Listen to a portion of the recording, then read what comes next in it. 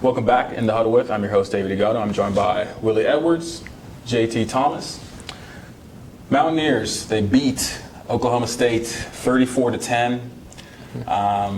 Before we get into the game, because this is the trap game that we sort of talked about, I think they came out with a passing grade.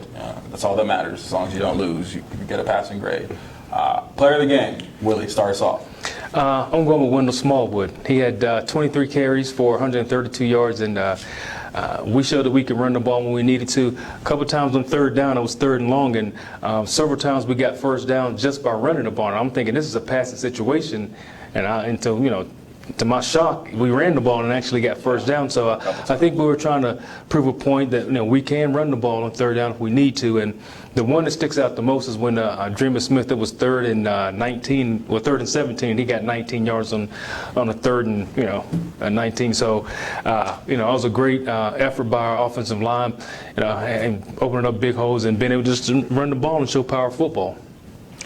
Hey, well, I agree with you. Before we even started, I told our host that I thought that Smallwood did a great job. I mean, he seems to be a guy that's willing to do any and everything for his team. The kid came out there and really gave us his best. I mean, that's what Mountaineers all about. I mean, in fact, today I reached out to some of the coaches and said I thought the team does a great job of not being individualistic. Mm-hmm. They all about adding to the team, adding to the game. And I thought Smallwood did a great job, and hats off to him. Right, but I think our running back core, we talked about this in the beginning of the year. I mean, we were loaded. Mm-hmm. One guy goes down, next guy steps up. We need a change-up. You can bring Andrew Boo in or Dustin Garrison and give us a change-up. And I've been saying since the beginning of the year, Wendell Smallwood was my guy because he's very versatile. I guarantee he probably could return kicks if they wanted him to. He can run the ball out of the backfield. He lines up in the slot. He can go out and play a split. So, he's very versatile. And like you said, when you got unselfish guys on the team like that, you're going to be a good football team.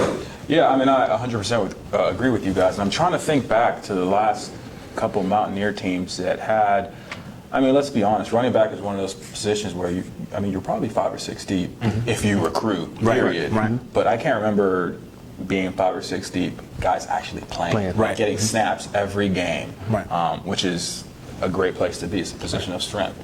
My player of the game, I had to give it to WVU secondary. And I say that not because of the interception return, but they're starting to show up. Nick Kwiatkowski and Wes Tonkery have been just honestly dominating the defense, setting the tone, making plays.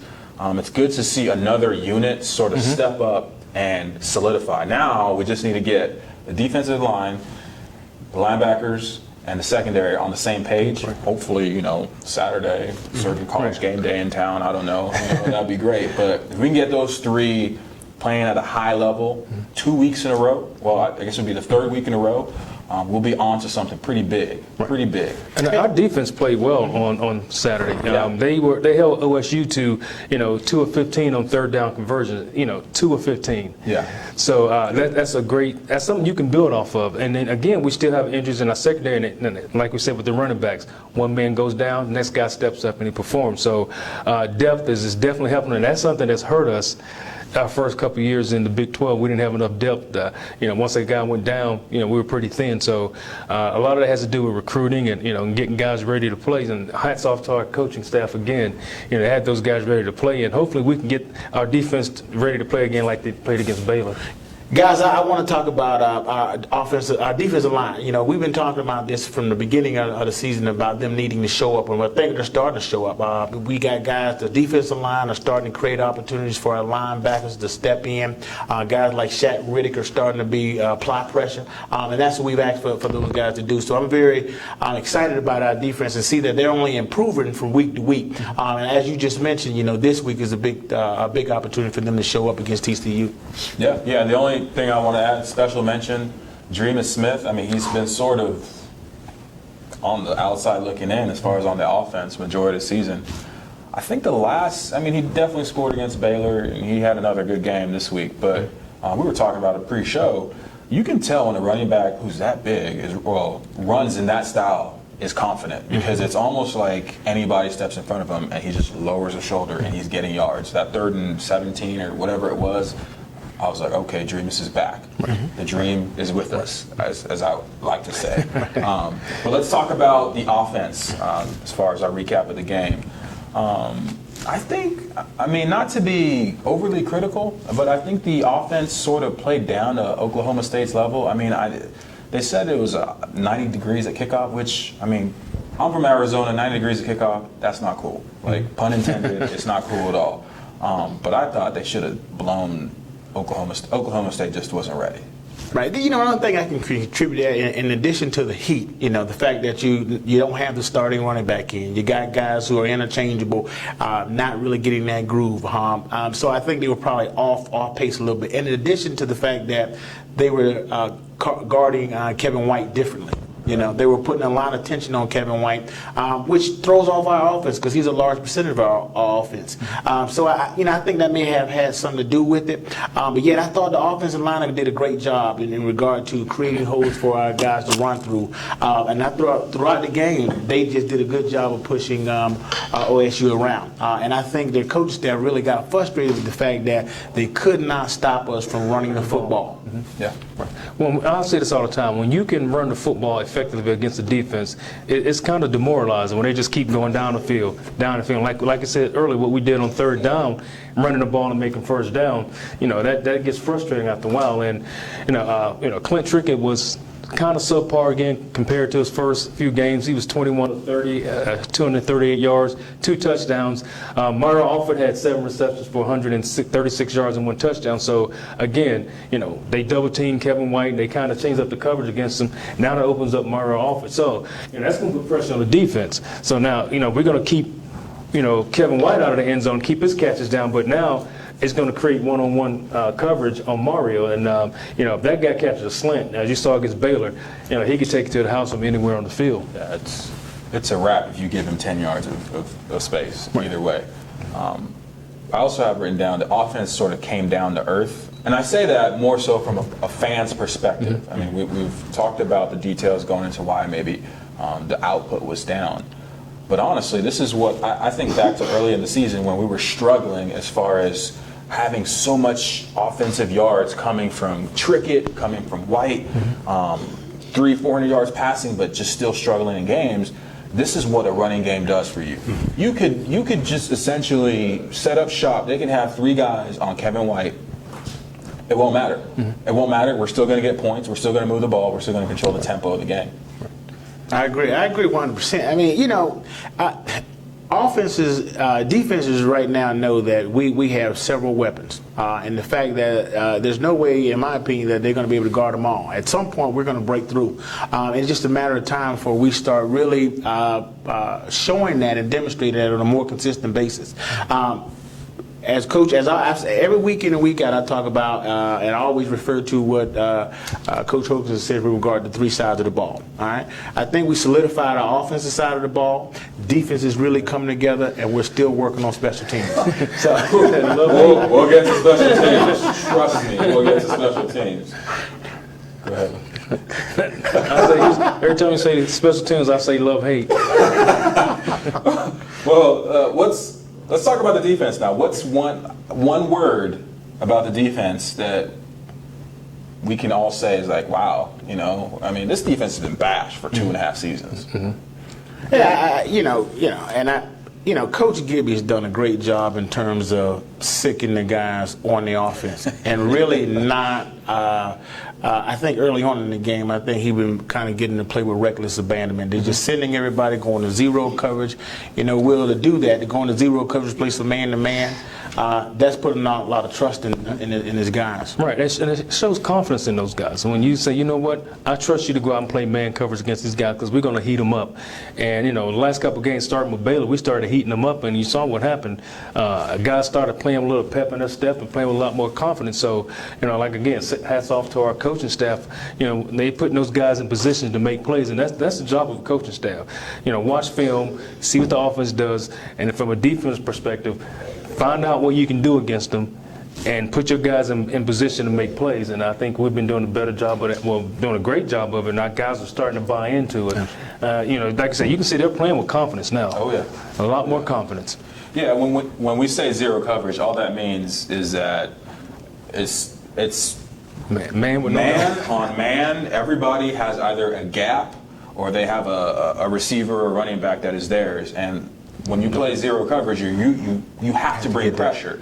And thinking about the 3-3-5 stack when I played in it with Coach Gibby as my position coach, I mean, you shouldn't be playing in coverage too much. You really shouldn't. You want your pressures to get home. You want KJ Dillon coming off the edge or Carl Joe. You want those guys to get home, and you want the pressure to make the quarterback throw it to an area, because by having 5 DBs, you're going to have a guy in an area, potentially. That's the gist of the defense for the most part. The one word that I can think of is just I want to say ready, but they're cresting, no pun intended with William Crest, but like they're sort of cresting to the point where, the next 3 games, TCU, Texas, Kansas State. We're not going to get too far ahead as far as talking about any of those other teams other than TCU coming up. But your defense has to be locked, has to be loaded. And as a defensive coordinator, as a defense, you have to know when you call a play, this is my time to shine. And I'm seeing that in their steps. I'm seeing that swagger. When you have a true freshman return an interception for a touchdown, you're doing something right. Right. Very right. Right. True freshmen, we've all been that. Absolutely. It's kind of hard to make for the most part. When I saw that interception, all I could think of was Willie Edwards running down the side. I really did. I thought that, it seemed to me, I believe when you made your interception, it was on the visitor side. Yep. Right? It was on the visitor side. I swear, when I saw that, I saw Henry running down the side, and I thought, man, that's Willie Edwards running his pick six back in one of his senior games. Last game of the year against Syracuse. Memory lane. Memory lane. All right, now we have to bear down and we have to be honest. We're going to talk about special teams. I'm going to be the Grinch. I'm usually the Grinch. That's just me. I want to hand it to you guys first. Willie, we'll start you because you returned punts. You returned kicks in your career. Tell me something that makes me think that this is not going to be an issue going into whether it's the rest of the season or definitely Saturday against TCU. Well, watching the game on Saturday, you saw, they had 3 different guys back there catching punts. It was Worley at one point, and then it was Jordy, and then it was Jay Myers, or was it? I'm not sure. One of the receivers came back, and he was catching punts, and it seemed like all 3 of them had trouble. I don't know if it's one of those things where if it happens once, it just keeps happening. It's a snowball effect, and hopefully we can break whatever that is going on, and guys do a better job of it. But I think when you look at our special team, that's the only weak spot in our special teams. But that's one thing that can hurt you. If you fumble a punt and the ball's on the 20 and now they're going 20 and in, they're in the red zone already. So if we can just shore that part up of our special teams, I think we'll be a great team in all 3 phases that JT talks about all the time. But the one thing that stuck out of my mind on Saturday watching the game, Nickel too, just a fantastic punter. He had a 41.1 average. He had 5 punts inside the 20-yard line on Saturday. So anytime you can do that, that'll put your defense in a great position to come out and play with confidence when you can, pin somebody back, pin a team down inside the 20 like that. So now you got a long field. So now you can do a lot of things with your defense at that point. And that's what I typically always talk about. I always try to point out the positive and say that our kicking game is an absolutely fabulous group of guys. Those guys do a great job of kicking the ball for touchbacks and field goals and punts. I think we do an outstanding job. So heads up to those guys. In regard to punt return, it doesn't become a problem, and I said this in earlier shows, until it costs us a game. That costs us a game. That's going to be a huge problem for fans as well as this team, and we just cannot have it. We got to get better at it. We have to find somebody that can return the ball. I hate to see a game come down to us being able to man a punt, cover a punt, and not be able to do it, and those guys, not being able to recover from it. Rather it be at one of these last 3 games or it be in a bowl game that we have an opportunity to win. Somebody at some point got to step up and take ownership of being able to catch those punts.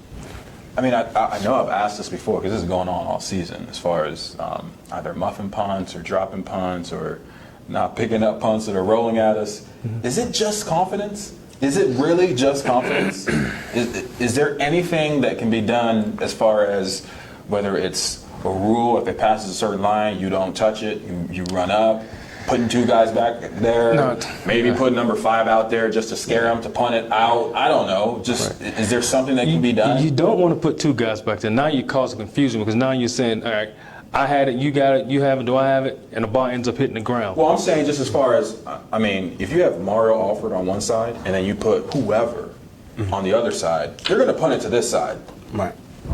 Well, then again, it goes back to tomorrow. Can he catch punts? I figured if he could catch punts, he'd be out there because that's the guy who can break, kickoff returns back for touchdowns. He has 200-yard returns for touchdowns. So I'm thinking if he could catch punts, we would have him back there to do that. Right. So I'm thinking, I may be wrong. Apparently, he doesn't do well at catching punts. But out of that whole team, you got to find someone to catch punts. Now, my thing is, you don't have to return it all the time. In my book, if you can just fair catch it, and not let the ball bounce all over the field. Once you put that arm up for fair catch, you don't have to worry about getting hit. Right. Just secure the ball and hand it to the referee. We'll start offense from right there because our offense is, starting to play very well. And, we put them in a position where they can just, get out on the field and start at a point on the field where, their backs aren't against the goal line in the end zone. So we got to find someone that can do that. Right, and I think to answer your question, it is confidence. Guys got to be confident enough that no matter what, I'm gonna feel this ball, and they're just not doing that. But I do feel like you almost got to put the kid back on the bike. You got to put him back. I think you got to put Jordy Thompson back out there,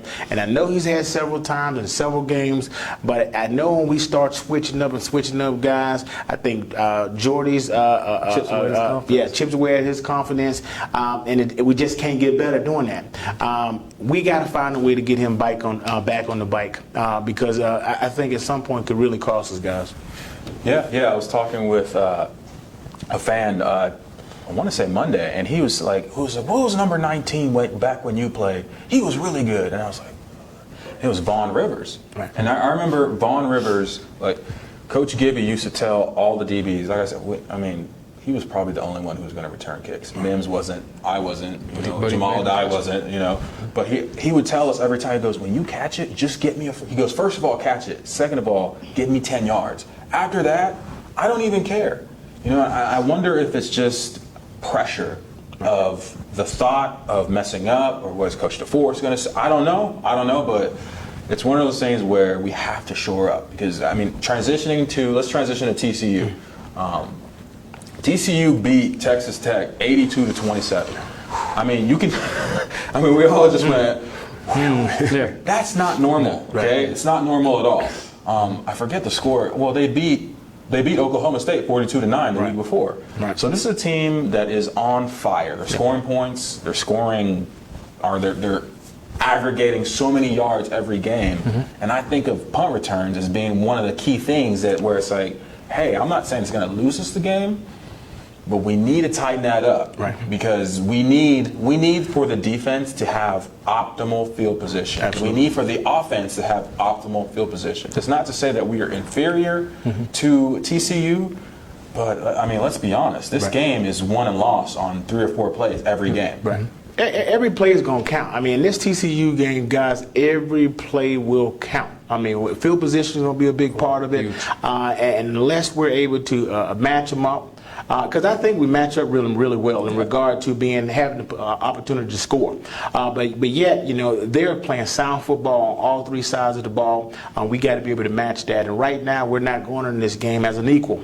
We're going into this game, in my opinion, as an underdog, and only because our special teams, not our special teams, our punt return situation has not been shored up yet.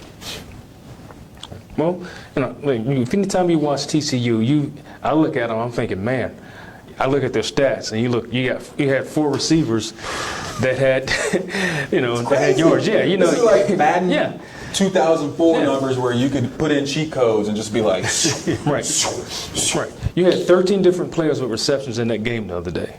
So, you throwing the ball around quite a bit. But then you had Deontay Gary. He had 4 receptions for 65 yards, 2 touchdowns, averaged 41.3 yards a catch. You had Josh Doxson. He had 4 catches for 76 yards, 2 touchdowns, averaged 19 yards a catch. Tassania had 2 catches for 66 yards and 1 touchdown, and averaged 33 yards per catch. And there was a few other guys I could have added on that list, but I got tired of writing. So, it goes to show you. But now, that's just in the passing game. They had 2 100-yard rushers in the game also. Both guys had 105 yards rushing. One guy had 6 carries for 105 yards, Aaron Green, and then you had Trevoris Johnson had 10 carries for 105 yards, 2 touchdowns. So when you think, all right, now we can stop the pass, we'll be fine. Next thing you know, they're handing the ball off, and they got 2 100-yard rushers. That puts a lot of pressure on the defense. So we got to play our best game, and then again, you can go to the quarterback. Trayvon Boykin, 22 of 39, on fire, 433 yards, 7 touchdowns. Right.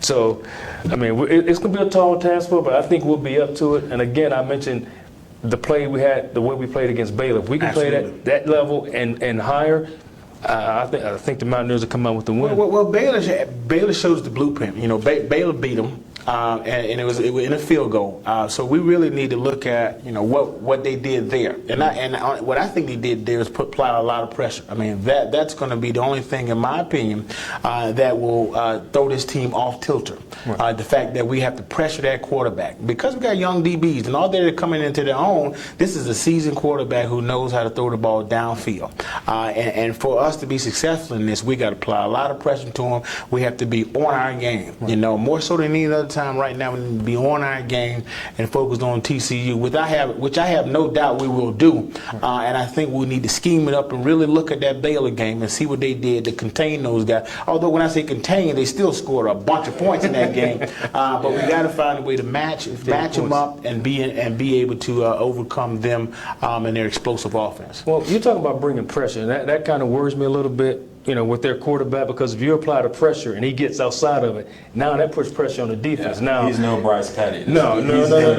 For extra because yards. we want to keep him in the pocket, so to speak. You don't want him out on the perimeter, because now he's going to put pressure on your defense. You don't know if the guy's going to run the ball, if he's going to throw it. So if we're going to bring pressure, it's got to be a controlled pressure. Right. Pretty much. We don't want him standing back there, 10 seconds, having gone through all his progressions. But if we're going to pressure him, it has to be quick, and we have to get to him. If we don't, that could be a long day for our secondary. All right, we need guys like Shaq Riddick, and we need the Brown kid to be able to get through there. We need to be able to have Christian Brown be able to cause guys to double team them and be able to rush some of those backers. Tonkery and Riddick got to find a way to get to the quarterback from the inside opposed to the outside. Right. And as you mentioned, I think you're right to say, we bring Dillon off the end and we get caught out there, that becomes a problem for us. Right. But I think we're playing here in West Virginia at our stadium, and that's always a plus for us. Anytime we bring people to our house, that gives us an advantage for the most part. And then we need that 12th man. As I said all year, we need our crowd to stay in the game and give our guys every advantage that they can. I feel good about this Mountaineer team. Going into Oklahoma last week, I sat here and said on my birthday that I'd make a wish, and that wish came true. See, now I just gave you guys my wish. But, I feel good about us coming in because this team is gelling right now. Mm-hmm. Right now, I think they're playing together. And anytime we can do that, it just goes back to those games where we play above and beyond. So I think we'll be prepared. It'll be up to us to execute and get this thing done. Well, JT, you talk about that 12th man a lot when we play at home.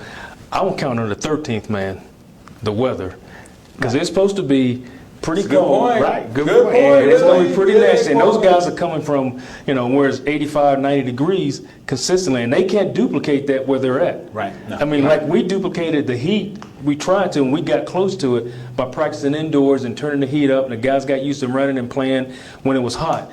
You can't duplicate that unless you're going to go somewhere and practice in a refrigerator, but you can't do that. So I think that if the weather holds to what it said it's going to be about 36 degrees, and it's supposed to snow Saturday morning, and it may rain a little bit. So we're used to that. Right. Those guys aren't used to playing in weather like that. So that's my 13th man. If that weather can be that way, I think that can help us out a little bit. Yeah, the one thing I thought of, and I was talking with some fans last week, for Baylor, when they came here, that was a rough deal for them. Mm-hmm. Okay, I'm not trying to say that they didn't get beat. They got beat. Right. Comprehensively, they got beat. Right. But imagine flying out, speeding up an hour, and then playing a game at 11 o'clock your time, body clock. Right. you're not in a position to be at your best. With TCU this game, let's underscore this again. This is a big game. Yeah, this absolutely. is a very, very, very big game. College game day is here, so I'm already seeing in the paper kids not going to class, camping out. When's the last time that happened? Right. Maybe Elite Eight, Huggins back in the day, Beeline, those guys. It's been a while. So there's a pressure that the community is going to put on the team or on the game. But as players, let's quickly go back to that feeling of playing in a big game. You guys have played in plenty big games. We all know nothing changes. Nothing changes preparation-wise. Right. But what's your focus? What is your focus going into the game? Is it more so laser, like I need to do my job, I need to get to the quarterback, I need to make sure I make my drops? Or is it more so, hey, let's stick together? For me, and I apologize for jumping ahead of my senior brother here. For me, and when you were saying that, and honestly, truthfully, I was sitting over here and I had shivers because I thought back to Syracuse, my junior season, where we needed to beat Syracuse to go to the Carquest Bowl, and I remember that night. As you mentioned, weather, I remember it was a very frigid night that night. It was a Thursday night game, cold as all get out. But I remember going out there and having this sense of we were going to be unbeatable no matter who we played. And in that particular year, we weren't very good to start off. But we went out there and it was just this feeling of us against the world, and we were able to win that game. And I suspect that was the same type of feeling those guys went out when they went to Arizona and played in that game. And I'm sure it was in '88 when you guys played well. Oh, yeah. Well, and you talked about different approaches. The one thing you got to realize is that you don't want to make this the biggest game of the year, because now these guys are going to be all, you got to approach, all right, it's a big game, but it's another game, because we have games after this. Because you don't want to set yourself up and you make this the biggest game and you lose and you're like, and now you never recover and you got 2 more games left on the schedule. Now, going to an individual perspective, you got to realize you got to do what you're coached to do. Play within the sandbox that they give you. When you start trying to do things outside of the scheme of the defense, that's when you're going to hurt yourself and you're going to hurt the team. So these guys have to stay laser focused on, all right, this is how the defense is going to work in this call. I'm going to do my job, and I can look down the line and I'm going to look to my right. I know JT is going to do his job, and I know Dave is going to do his job. I'm not worried about it. And I know they're going to count on me doing my job. So, and I think JT mentioned that before. We're playing with such confidence because we know that everybody's doing what they're supposed to do.